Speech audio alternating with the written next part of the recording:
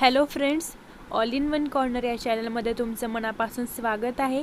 तर आजच्या या व्हिडिओमध्ये आपण NHPC रिक्रुटमेंट 2021 याची संपूर्ण माहिती म्हणजे त्यांचं जॉब लोकेशन, वयाची अट, सर्व प्रोसेस बघणार आहोत. तर तुम्ही चॅनलवर नवीन असाल, सबस्क्राईब केलेलं नसेल तर सबस्क्राईब करा.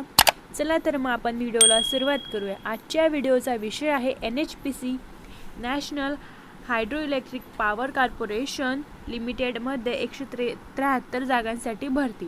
तर बघा, आजचा जो विषय आहे तो NHPC रिक्रुटमेंट 2021. तर national hydro electric power corporation लिमिटेडमध्ये 173 जागांसाठीची जी भरती निघालेली आहे ती आपण आज बघणार आहोत. तर यासाठी मेडिकल ऑफिसर, असिस्टंट बघा इथं दिलेला आहे, राजभाषा officer, junior engineer and senior accountant post या वेगवेगळ्या पोस्टसाठी ही भरती निघालेली आहे.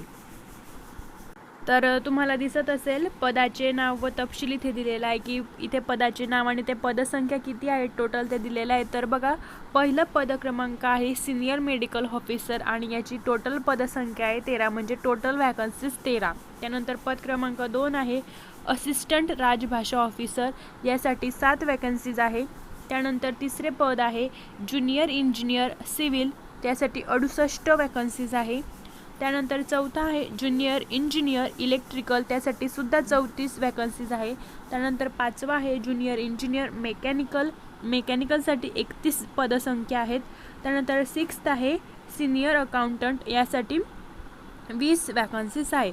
तर अशा तुमच्या टोटल 173 पदसंख्या रिक्त आहेत. तर हे बघा, तुम्हाला इथे सर्व जे पदांचे पद क्रमांक दिले आहे, पदांचे नावं दिलेले आहेत आणि किती पदसंख्या टोटल आहे त्या दिलेल्या आहेत. तर तुम्ही यासाठी तुम्ही ज्या कॅटेगरीमध्ये बसत आहात त्याच कॅटेगरीमध्ये तुम्ही अप्लाय करू शकता. तर कॅटेगरी समजून घेण्यासाठी तुम्हाला याचं एज्युकेशन क्वालिफिकेशन आहे काय आहे ते आधी समजून घ्यावं लागेल. तर चला आपण आता याच्यासाठी एज्युकेशन क्वालिफिकेशन काय आहे हे बघूया. तर बघा, शैक्षणिक पात्रता दिलेली आहे पद क्रमांक 1. तर पद क्रमांक 1 होते तुमचे सिनियर मेडिकल ऑफिसर. तर सिनियर मेडिकल ऑफिसरसाठी तुम्हाला MBBS असणे आवश्यक आहे. MBBS प्लस 2 वर्ष अनुभव तुमच्याकडे असणे आवश्यक आहे. त्यानंतर पद क्रमांक 2 आहे असिस्टंट राजभाषा ऑफिसर. तर असिस्टंट राजभाषा ऑफिसरसाठी तुमच्याकडे हिंदी किंवा इंग्रजी पदव्युत्तर पदवी हवी आणि 3 वर्षे अनुभव. म्हणजेच काय, तुम्ही हिंदी आणि इंग्रजी या विषयामध्ये पदव्युत्तर पदवी म्हणजेच पोस्ट ग्रॅज्युएट प्लस तुमच्याकडे 3 वर्षे अनुभव असायला हवा. त्यानंतर पद क्रमांक 3 60 गुणांसह सिव्हिल इंजिनिअरिंग डिप्लोमा. तर पद क्रमांक 3 होते तुमचे junior engineer in civil engineer. तर तुमच्याकडे तुम्ही इंजिनिअरिंग डिप्लोमा कंप्लीट असायला हवा आणि तुम्हाला 60% म्हणजे 60% गुणांसह सिव्हिल इंजिनिअरिंग डिप्लोमा. आणि जे SC ST PWD आहे त्यांच्यासाठी 50%. तर जर तुम्ही SC ST PWD असाल तर तुमच्यासाठी फक्त 50% आहे आणि जे ओपन OBC आहेत त्यांच्यासाठी 60%. त्यानंतर पद क्रमांक 4 आहे ज्युनियर इंजिनियर इलेक्ट्रिकल. तर त्यासाठी सुद्धा तुम्हाला 60 गुणांसह इलेक्ट्रिकल इंजिनिअरिंग डिप्लोमा हवा आणि जे SC ST PWD आहे त्यांच्यासाठी 50%. त्यानंतर पद क्रमांक 5 आहे ज्युनियर इंजिनियर मेकॅनिकल, त्यासाठी सुद्धा 31 जागा आहे. तर 31 जागांसाठी तुमच्याकडे 60 गुणांसह मेकॅनिकल इंजिनिअरिंग डिप्लोमा कंप्लीट असायला हवा. आणि शेवटचे पद आहे तुमचे सिनियर अकाउंटंट. सिनियर अकाउंटंटच्या टोटल 20 जागा आहे. तर सिनियर अकाउंटंटसाठी तुमच्याकडे शैक्षणिक पात्रता इंटरमिजिएट CA किंवा CMA असणे आवश्यक आहे. तर ह्या सर्व जे शैक्षणिक पात्रता आपण बघितल्या, पदांची नावेसुद्धा बघितली आणि त्यासाठी काय काय शैक्षणिक पात्रता पाहिजे ते सुद्धा आपण बघितले. त्यानंतर आपण बघूया वयाची अट. तर वयाची अट इथे दिलेली आहे 1 जुलै 2021 रोजी. तर इथे बघा, 1 जुलै तुम्हाला कन्सिडर करायची आहे, 1 जुलै 2021. तर पद क्रमांक 1 साठी 18 ते 33 वर्ष म्हणजे पद क्रमांक 1 जे होते त्यासाठी तुमचे 18 ते 33 वर्ष असणे आवश्यक आहे. त्यानंतर पद क्रमांक 2 साठी 18 ते 35 वर्ष आणि पद क्रमांक 3 ते 6 म्हणजे पद क्रमांक 3 पासून पद क्रमांक 6 पर्यंत तुमचे वय 1 जुलै 2021 रोजी 18 ते 30 वर्ष या दरम्यान असायला हवे. आणि जे SC/ST आहे त्यांच्यासाठी 5 वर्षे सूट आहे आणि जे OBC आहे त्यांच्यासाठी 3 वर्षे सूट आहे. तर हे जे एज रिलॅक्सेशन आहे ते तुम्ही नीट समजून घ्यायचे. जे SC/ST साठी 5 वर्षे आणि OBC साठी 3 वर्षे. तर पदानुसार वेगवेगळी वर्षे दिलेली आहेत. पद क्रमांक 1, पद क्रमांक 2 आणि पद क्रमांक 3. तर ते तुम्ही नीट समजून घ्यायचे. त्यानंतर आहे तुमचे नोकरी ठिकाण. तर नोकरी ठिकाण संपूर्ण भारत किंवा परदेशात, म्हणजे इथे फिक्स नाही की नोकरी कुठे आहे. नोकरी ठिकाण दिलेलं आहे तुम्हाला संपूर्ण भारत किंवा तुम्हाला परदेशात सुद्धा जाण्याची ही सुवर्ण संधी आहे. तर त्यानंतर आहे फी. तर ऑनलाईन ॲप्लिकेशन करायची आहे त्यासाठी तुम्हाला फी दिलेली आहे. तर फी आहे जनरल, OBC, EWS साठी 250 रुपये. त्यानंतर जे SC/ST, PWD, एक्स सर्व्हिसमॅन आहेत त्यांच्यासाठी फी नाही. तर ही फीचे जे कन्स्ट्रक्शन आहे ते तुम्ही नीट समजून घ्या की जे जनरल आहेत, OBC आहेत, जे EWS आहेत त्यांच्यासाठी 250 रुपये ऑनलाईन ॲप्लिकेशन फी आहे आणि जे SC/ST, PWD, एक्स सर्व्हिसमॅन आहे त्यांच्यासाठी कोणतीही फी नाही. आणि इथे बघा तुम्हाला दिलेलं आहे ऑनलाईन अर्ज करण्याची शेवटची तारीखसुद्धा इथे दिलेली आहे 30 सप्टेंबर 2021 रोजी 11:55 PM. तर हे ऑनलाईन अर्ज करण्याची शेवटची तारीख 30 सप्टेंबर 2021 म्हणजेच या महिन्याची जी लास्ट डेट आहे 30 सप्टेंबर, त्या दिवशी रात्री 11:55 पर्यंत तुम्ही यासाठी ऑनलाईन अर्ज करू शकतात. तर ही सर्व माहिती आपण बघितली की वयाची अट काय होती, त्यानंतर पद, नोकरी ठिकाण, फी, ऑनलाईन अर्ज करण्याची शेवटची तारीखसुद्धा आपण बघितली. त्यानंतर या ज्या वॅकन्सीज आहेत त्यांची पूर्ण जे नोटिफिकेशन जाहिरात आहे हे तुम्ही बघत आहात स्क्रीनवर. तर हे बघा इथे दिलेलं आहे NHPC limited, government of India enterprises. तरी ते ॲड्रेस वगैरे दिलेला आहे. त्यानंतर माहिती त्यांनी दिलेली आहे ते तुम्ही नोटिफिकेशनमध्ये रीड करू शकता. तर इम्पॉर्टंट डेटसुद्धा इथे दिलेलं आहे बघा. आपण मगाशीच बघितलं important date. Start date for receiving online application म्हणजे जी अर्ज करण्याची सुरुवात तारीख आहे ती 1/9/2021 म्हणजे 1 सप्टेंबरपासून अर्ज तुम्ही करू शकतात. ते 30 सप्टेंबर रोजी 11:55 PM पर्यंत तुम्ही इथे अर्ज करू शकतात. त्यानंतर जे डिटेल्स ऑफ वॅकन्सीज आहेत ते सुद्धा इथे दिलेलं आहे, क्वालिफिकेशन आणि ते. तर आपण मगाशीच बघितले की पदांची नावे काय होती, त्यानंतर जे त्यांच्यासाठी शैक्षणिक पात्रता काय होती ते सुद्धा बघितले. अजून जे मॅक्झिमम एज म्हणजे वयाची अट काय आहे ते सुद्धा बघितले. तर या नोटिफिकेशनमध्ये जे डिटेल्स आहे ते इथे तुम्हाला दिलेले आहे की पे स्केल म्हणजे सिनियर मेडिकल ऑफिसरला अंदाजे 60,000 ते 1,80,000 पर्यंत पे स्केल असू शकतं. हे सर्व डिटेल्स इथे दिलेली आहे ते तुम्ही रीड करू शकतात. त्यानंतर इथे हेल्प डेस्क मेल आणि हेल्प डेस्क नंबरसुद्धा दिलेला आहे. तर तुम्हाला कोणती क्वेरी वगैरे असेल, डाऊट असेल तर तुम्ही या मेलवर किंवा हेल्प डेस्क नंबरवर कॉल करून विचारू शकतात. तर ही सर्व डिटेल्स दिलेली आहे. एक्सपिरियन्स वगैरे ते तुम्ही रीड करायची. Junior engineer, civil, electrical, mechanical, त्यानंतर सिनियर अकाउंटंट, त्यांचे पे स्केल वगैरे सर्व दिलेले आहेत. त्यानंतर आहे vacancies earmark for persons with benchmark disabilities. जर जे PWDs आहेत त्यांच्यासाठी ज्या पोस्टनुसार आयडेंटिफाईड डिसॅबिलिटीज आहे ते दिलेलं आहे आणि किती पोस्ट रिझर्व आहे ते सुद्धा इथे दिलेलं आहे बघा. सिनियर मेडिकल ऑफिसरसाठी 1 जागा आहे. त्यानंतर असिस्टंट राजभाषा ऑफिसर त्यासाठी कॅटेगरी वाईज जे डिसॅबिलिटीज आहे त्या तुम्हाला दिलेल्या आहे, त्या तुम्ही नीट समजून घ्यायच्या. हे झालं सर्व डिसॅबिलिटीज. त्यानंतर ॲब्रिव्हेशन यूज ते लॉंग फॉर्म वगैरे दिलेले आहे. त्यानंतर कम्पेन्सेशन पॅकेज, तर हे सुद्धा दिलेलं आहे कम्पेन्सेशन पॅकेज वगैरे की तुम्हाला काय काय राहील वगैरे. त्यानंतर प्लेसमेंट आहे. त्यानंतर ॲप्लिकेशन फीज आपण बघितले मागच्याच याच्यामध्ये की 250 रुपये आहे. जनरल, OBC, PWD साठी वगैरे एक सर्व्हिसमॅन आहे त्यांच्यासाठी कोणतीही फी आकारण्यात आलेली नाही. त्यानंतर स्टेप्स फॉर अप्लाइंग, तर इथे तुम्हाला स्टेप्स दिलेले आहे की तुम्ही ऑनलाईन ॲप्लिकेशन कसं करायचं. तर हे जे स्टेप्स आहेत ते आपण त्यासाठी वेगळा व्हिडिओ बनवूया की तुम्हाला स्टेप वाईज काय काय दिलेलं आहे. Visit to www.nhpcindia.com and apply through online application portal available in this section. Career with us. A candidate must possess valid email ID and mobile number which shall be active throughout the process as required for any further notification. तर बघा तुम्हाला ही जी website दिलेली आहे www.nhpcindia.com या वेबसाईटवर जाऊन तुम्हाला career सेक्शनमधून apply online या ऑप्शनवर क्लिक करायचं आहे आणि रजिस्ट्रेशन करताना तुम्ही जो ईमेल आय डी आणि मोबाईल नंबर प्रोव्हाइड कराल तो एक व्हॅलिड असावा, जेणेकरून जे तुमची पुढची प्रोसेस आहे त्यामध्ये तुम्हाला जे नोटिफिकेशन आहे ते इझिली अवेलेबल होतील. त्यानंतर स्टेप 2 आहे read all instruction given on the website to ensure your eligibility before applying.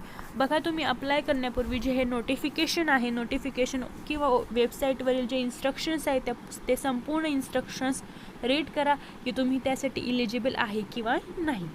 त्यानंतर स्टेप 3 आहे fill the online application form with relevant details and submit. After successful submission on an application ID shall be generated by the system which shall be kept and used for further communication.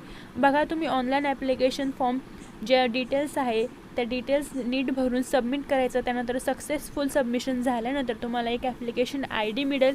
ती तुम्हाला ती तुम्हाला नीट सांभाळून ठेवायची, कारण जे further communication होईल त्यासाठी ती इम्पॉर्टंट आहे.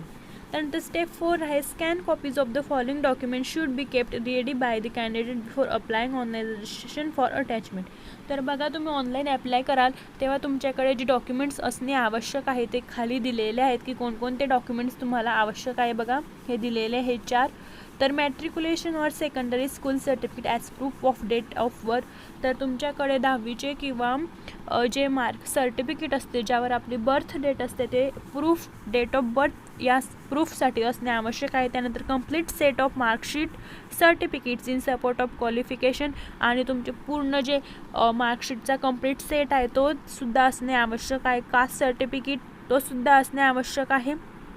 आणि OBC असाल तर तुमच्याकडे जे सर्टिफिकेट आहे ते नॉन क्रिमिनल असणेसुद्धा आवश्यक आहे. त्यानंतर डिसेबिलिटी सर्टिफिकेट, जर तुम्ही डिसेबल असाल तर disability certificate issued by competent authority ते सुद्धा तुमच्याकडे आवश्यक आहे. तर ही झाली तुमची स्टेप 4. त्यामध्ये तुम्हाला scan copies of documents upload करायचे आहे. त्यानंतर स्टेप 5 आहे upload latest photograph and signature as per instructions given in online application portal. Step 5 मध्ये तुम्हाला तुमचा जो फोटोग्राफ आहे आणि सिग्नेचर आहे ते अपलोड करायचे आहे. त्यानंतर स्टेप 6 मध्ये take out the print of the registration form generated by the system in duplicate with unique application ID for future reference. बघा, स्टेप 6 मध्ये तुमचे फोटोग्राफ आणि सिग्नेचर अपलोड झाल्यानंतर तुम्हाला ते प्रिंट काढायची आहे. प्रिंट ऑफ रजिस्ट्रेशन फॉर्म तुम्हाला रजिस्ट्रेशन झाल्यानंतर जी रजिस्ट्रेशन फॉर्मची प्रिंट आहे ते काढून ठेवायची, जेणेकरून जे पुढचे कम्युनिकेशन होईल त्यासाठी तुम्हाला हेल्प होईल. तर application registered without incomplete documents uploaded shall be summarily rejected even though registration number has been generated. Candidates should not send any document certificates or print out of registration slip from through post. तर बघा, जे म्हणजे incomplete documents तुम्ही जर upload केलेले असतील तर तुमचा जो अर्ज आहे तो ग्राह्य धरला जाणार नाही. आणि जर तुम्ही पोस्टाने वगैरे दुसऱ्या मार्गाने जर तुम्ही डॉक्युमेंट सेंड करण्याचा प्रयत्न केला तरी तो ग्राह्य धरला जाणार नाही. तर अशा प्रकारे तुम्हाला हे ॲप्लिकेशन करायचं आहे. स्टेप्स दिलेले आहेत तर स्टेप वाईज तुम्ही अप्लाय करू शकतात. त्यानंतर 6th आहे सिलेक्शन प्रोसेस. तर सिलेक्शन प्रोसेस तुम्हाला the candidate registered online with NHPC and have fill all the requested information shall be provisionally allowed to appear for computer based online test. तर बघा, तुमची जी CBT होईल म्हणजे तुमची एक कम्प्युटर बेस्ड ऑनलाईन टेस्ट होईल. त्यानंतर त्या टेस्टमधील based on merit of online test the final selected candidate will be offer of appointment. तर तुमची एक एक्झाम होईल, त्या एक्झामच्या मेरिट लिस्टवर तुमचे सिलेक्शन होईल. त्यानंतर टेस्ट सेंटर्स दिलेले आहेत. तर टेस्ट सेंटर 22 सिटीज दिलेले आहे. तर तुम्हाला तुमच्या गरजेनुसार तुम्ही ते सिटी निवडू शकतात की तुम्हाला कोणती सोयीस्कर वाटेल तर तुम्ही ते निवडू शकतात. तर बघा, जे 22 सेंटर आहेत ते इथे दिलेले आहेत. अहमदाबाद, बंगळुरू, भोपाल, भुवनेश्वर, चंदीगड, चेन्नई, डेहराडून, दिल्ली, गंगटोक, गुवाहाटी, हैदराबाद, इटानगर, जयपूर, जम्मू, कोची, कोलकाता, लखनौ, मुंबई, पणजी, रांची, रायपूर अँड शिमला. तर हे जे 22 सिटीज दिलेले आहेत तर यापैकी तुम्ही कोणतेही सेंटर निवडू शकतात. तर हे झालं तुमचं सेंटर्स वगैरे. त्यानंतर scheme of examination computer based. तर इथे तुम्हाला स्कीम दिलेली आहेत की काय काय विचारले जाऊ शकते, म्हणजे कसं राहील ते सांगितलेलं आहे. तर बघूया आपण. Medium of examination English and Hindi, तर इंग्लिश आणि हिंदीमध्ये तुमची जे एक्झाम आहे ते राहील. एक्झाम ड्युरेशन आहे 3 आवर्स, म्हणजे पूर्ण 180 मिनिटसाठी तुम्हाला पेपर द्यायचा आहे आणि टोटल मार्क्स राहणार आहे 200 मार्क्स, म्हणजे 200 मार्काचा तुमचा पेपर होईल. सब्जेक्ट आहे for senior medical officer, junior engineer, civil electrical, mechanical and senior accountant. तर पार्ट 3 आहे consist of 140 MCQ of the concern discipline, 30 MCQ on general awareness and 30 MCQ on reasoning. तर बघा, part फर्स्टमध्ये तुमच्या जे concern discipline आहे, म्हणजे तुम्ही जर सिव्हिल असाल, इलेक्ट्रिकल असाल, मेकॅनिकल असाल, तर तुमचा जो सिलेबस आहे त्याच्यातील 140 MCQ येतील. त्यानंतर 30 MCQ जनरल अवेअरनेसवर येतील आणि 30 MCQ रिझनिंगवर येतील. त्यानंतर जे असिस्टंट राजभाषा ऑफिसर आहेत त्यांच्यासाठी 40 MCQ आहे ते त्यांच्या कन्सर्न डिसिप्लिनवर येतील आणि त्यानंतर जे 10 आहेत ते 10 डिस्क्रिप्टिव्ह टाईप क्वेश्चन्स येतील, 30 जनरल अवेअरनेसवर येतील आणि 30 रिझनिंगवर येतील. त्यानंतर मार्किंग आहे for every correct answer of MCQ 1 mark shall be awarded, for every wrong answer attempted by the candidate negative marking of that is 0.25 marks will be deducted. All the descriptive type of questions will have 10 marks each without any negative marking. तर बघा, इथे दिलेलं आहे तुमची negative system आहे, तुम्हाला इथे negative marking system. तर एक प्रश्न जर तुमचा बरोबर आला तर तुम्हाला 1 मार्क मिळेल, परंतु जर तुमचा एक प्रश्न चुकला तर -0.25 होतील, म्हणजेच 1/4 तुमचा जो मार्क आहे तो कट होईल. आणि जे डिस्क्रिप्टिव्ह टाईप क्वेश्चन्स आहे असिस्टंट राजभाषा ऑफिसर पोस्टसाठी त्यांसाठी कोणतीही निगेटिव्ह मार्किंग नाही. त्यानंतर पॉईंट 9 आहे रिझर्वेशन अँड रिलॅक्सेशन. तर आपण ते बघितलं, रिझर्वेशन आणि रिलॅक्सेशन की जे SC ST होते त्यांच्यासाठी 5 वर्षे, OBCसाठी 3 वर्षे. त्यानंतर मार्क्ससुद्धा बघितले की त्यांच्यासाठी 50% असणे आवश्यक आहे आणि OBCसाठी 60%. तर हे बघा, तुम्ही नीट बघू शकता, सर्व माहिती इथे दिलेली आहे. तुम्ही हे नोटिफिकेशन एकदा रीड करून घ्या संपूर्ण. त्यानंतर 10th पॉईंट आहे जनरल इन्फॉर्मेशन अँड इन्स्ट्रक्शन. तर इथे इन्फॉर्मेशन दिलेली आहे, इन्स्ट्रक्शनसुद्धा दिलेली, तर ते तुम्ही नीट रीड करू शकता. मी फक्त इन शॉर्टमध्ये सांगते तुम्हाला की तुम्ही इंडियन नॅशनॅलिटी असणे आवश्यक आहे. त्यानंतर तुम्ही त्यासाठी पूर्ण इलिजिबिलिटी आहे की नाही ते असणे आवश्यक आहे. त्यानंतर तुमच्याकडे जे मार्क्स क्रायटेरिया दिला आहे 60% और 50%. त्यानंतर पूर्ण मार्कशीट तुमच्याकडे असणे आवश्यक आहे. त्यानंतर 1/7/2021 रोजी तुम्ही वयाची अट पूर्ण केलेली असावी. त्यानंतर जे कॅन्डिडेट्स आहेत त्यांच्याकडे सर्व क्वालिफिकेशन असणे आवश्यक आहे. त्यानंतर जे कॅन्डिडेट्स आहेत त्यांना फक्त ऑनलाईन ॲप्लिकेशन करायची आहे, कोणतेही manual paper application through email कोणतेही ग्राह्य धरले जाणार नाही. तर त्यानंतर आहे तुमचं candidate is also liable to be rejected if it is without testimonials or certificate. जर सर्टिफिकेट चुकीचे असलं तर तुम्ही रिजेक्ट व्हाल. त्यानंतर ॲडमिट कार्ड वगैरे तुम्हाला ते ऑनलाईन सर्व सेंड करतील. ही सर्व तुमची इन्स्ट्रक्शन्स आहेत ते तुम्ही नीट रीड करून घ्या बिफोर अप्लाइंग. सो बघा, हे झालं तुमचं नोटिफिकेशन एंड. तर हे तुमचं सर्व नोटिफिकेशन होतं, आपण नीट प्रोसेस बघितली. जर हे नोटिफिकेशन तुम्हाला हवं असेल तर तुम्ही डिस्क्रिप्शन बॉक्समध्ये दिलेल्या लिंकवर क्लिक करून हे नोटिफिकेशन डाउनलोड करू शकतात. याची अधिकृत वेबसाईटसुद्धा डिस्क्रिप्शन बॉक्समध्ये दिलेली आहे. तर आय होप तुम्हाला हा व्हिडिओ आवडला असेल लाईक करा. जे गरजवंत विद्यार्थी आहेत त्यांच्यापर्यंत पोचवा, जेणेकरून ते सुद्धा अप्लाय करतील. आणि अजूनपर्यंत चॅनलला सबस्क्राईब केलेलं नसेल तर सबस्क्राईब करा. थँक्यू.